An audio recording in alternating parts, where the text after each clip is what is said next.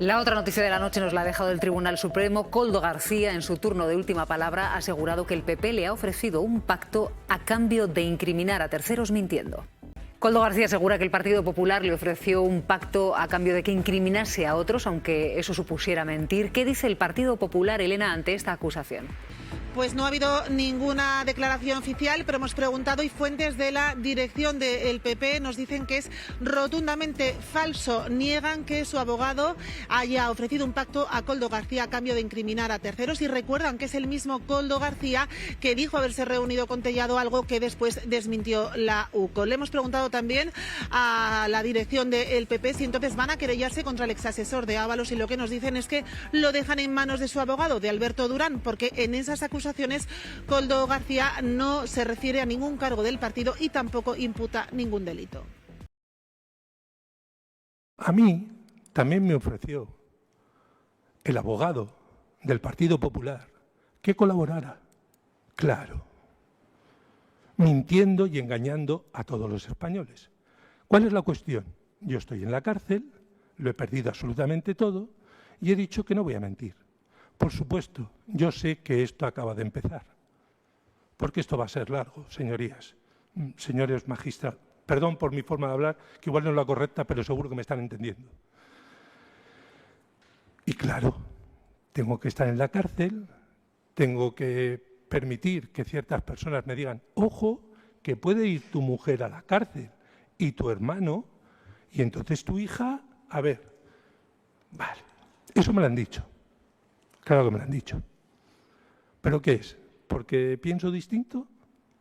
¿Así vamos a funcionar? Claro que España tiene muchos defectos, muchísimos, de verdad. Bajo mi criterio, y no soy un experto, soy un humilde trabajador que ha trabajado toda su vida, desde los 9 años ayudando a su padre, el primer contrato desde los 15 años, y he seguido trabajando siempre. Pero hay pequeños detalles que no puedo explicar, no puedo entender. Señores, al señor Aldama le ayudé en todo lo que pude. Con su madre, su padre, su hermano, por cierto, su hermano policía, un grandísimo profesional, de los mejores que he conocido en mi vida policial. Y a su otro hermano. En todo. Hay un problema con una empresa española en no sé qué sitio. Vete allí y reúnete.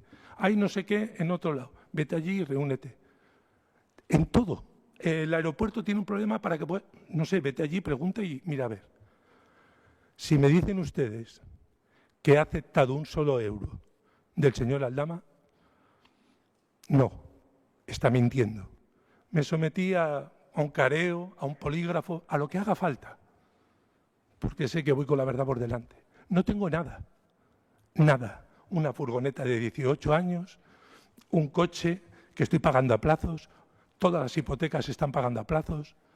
He dormido en el coche para ahorrar el dinero. En mi casa eso lo sabe la UCO, eso lo sabe la Guardia Civil cuando me seguía. Porque yo dormía en el coche y me estaban siguiendo para ahorrar el dinero. Mi suegra me ha pagado el colegio de mi hija. Todos los trabajos que hice, ya es verdad que le ayudé al señor Ábalos cuando cobraba 1.200 euros. Te puedo dar 700 euros para ayudarte, porque gracias a él me dio una oportunidad y soy agradecido. Hoy nos hemos enterado que la organización criminal comienza en 2015.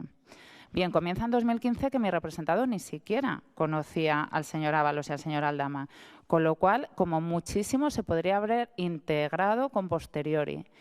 Pero es que la UCO dice que la organización criminal que estamos aquí juzgando es la organización criminal del señor Aldama, al que la propia UCO considera como el jefe de la organización criminal, en la cabeza. Hicieron incluso un gesto así, ¿no? En una pirámide, en uno de los momentos de su intervención, uno de los agentes instructores hizo los gestos de una pirámide. Y en la cima de la pirámide se colocó al señor Aldama.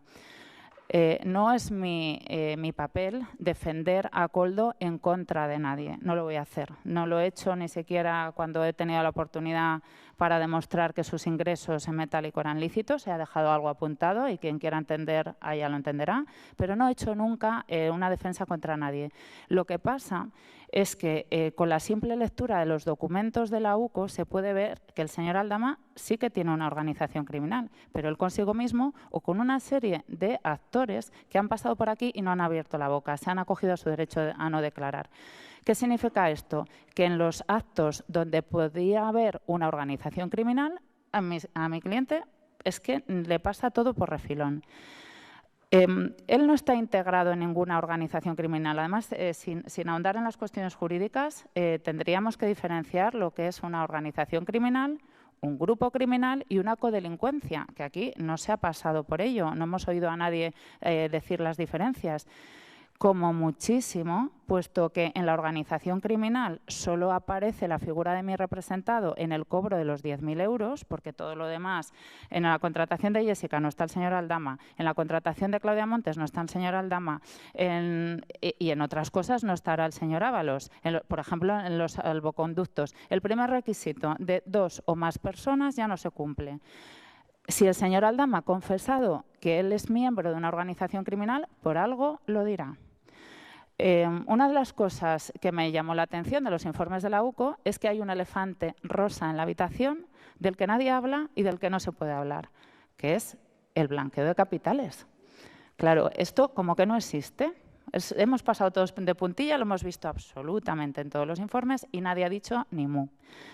Claro, una de las pruebas de cargo fundamentales que hay contra mi representado es una anotación en 2022 que pone K 10.000. Y hay un informe de la UCO de 2023 donde aparece una persona que se llama Koldo Ibarra, que no ha aparecido en el juicio para nada. Y eso pregunta a la UCO, oye, ¿esta K no podría ser de otro Koldo? Y resulta que ni siquiera lo recordaban, cuando por fechas lo lógico es que no se estén refiriendo a mi representado cuando en 2019 tuvieron una pelea y cortaron la relación. El señor Koldo dice que lo de borra fue por una señora, bueno, que además ha quedado acreditado de otras maneras, pues que al señor Koldo le gustan las mujeres. Y además Patricia, su exmujer, dijo una cosa también, que no se reconocía en las conversaciones de WhatsApp.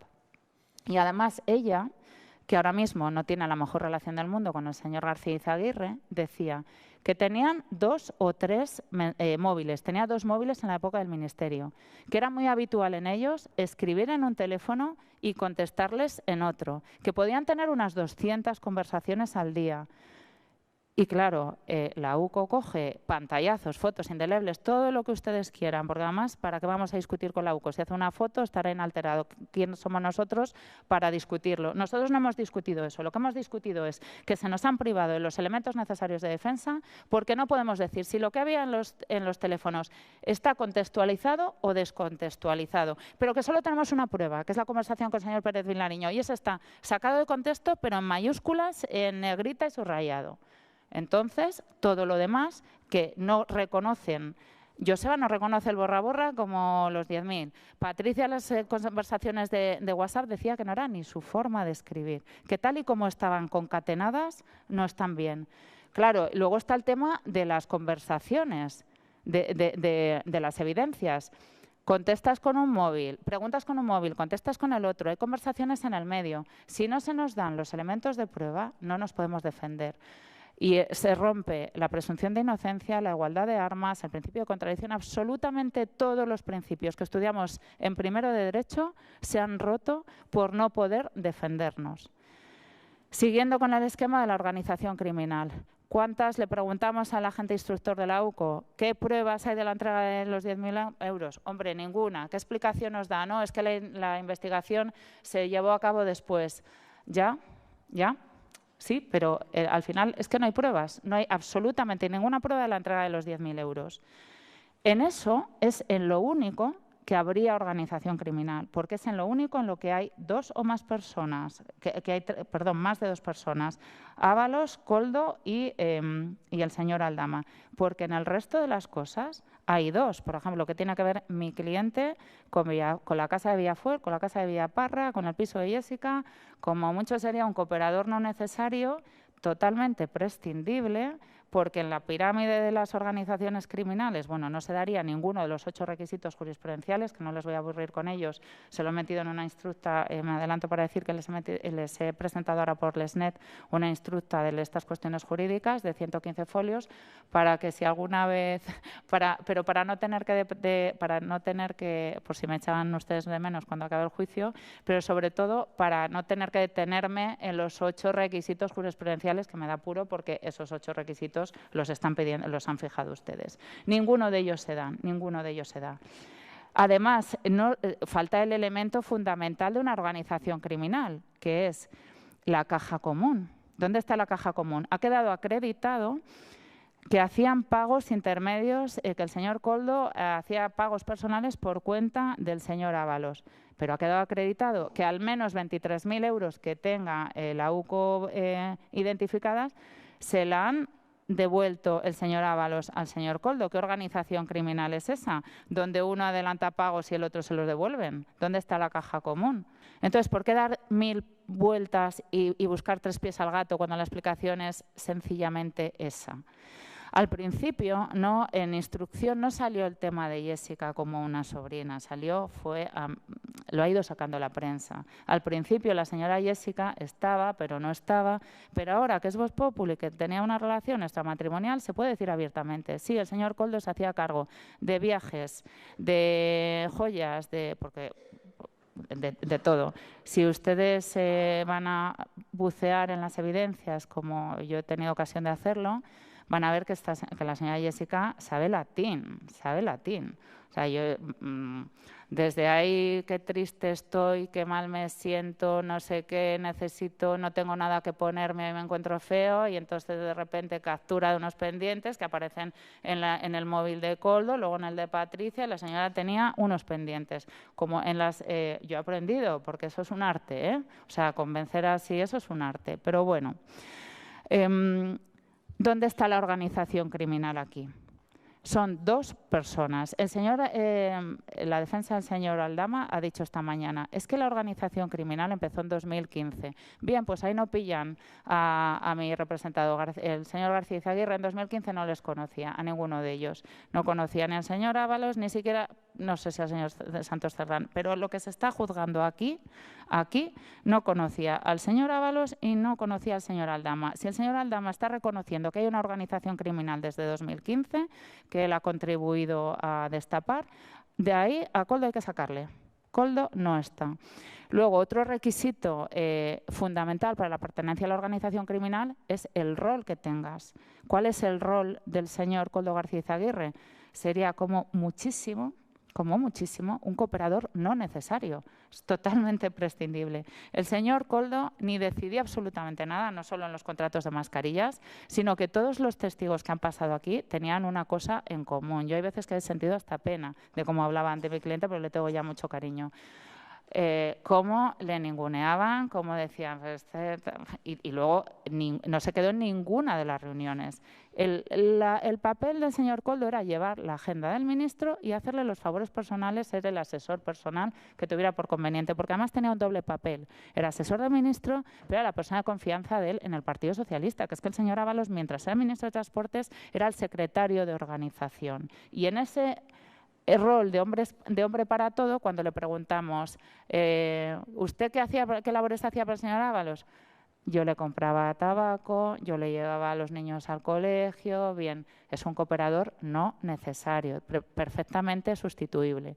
Otro de los requisitos de la organización criminal, que sea estable y permanente en el tiempo, ¿no? Según los requisitos que ustedes mismos fijan. Estable en el tiempo no lo es. Aquí cesa al señor ministro como ministro y se acaba absolutamente todo.